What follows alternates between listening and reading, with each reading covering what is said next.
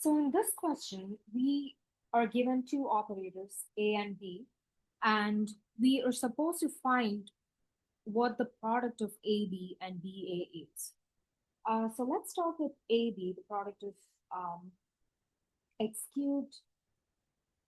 Actually, let's start by working it out on an arbitrary function f of x, and we can delete f of x at the end, so we'll know what exactly A, B, and BA are.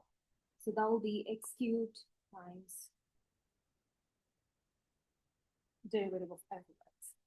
So when we delete f of x on both sides, that gives us AB equals x cubed times d over dx, right? So that's the answer. Now let's try to find out what BA looks like. That is the derivative of x cubed times f of x. And that will be this plus 3x squared f of x. So if we delete f of x at the end, that will give us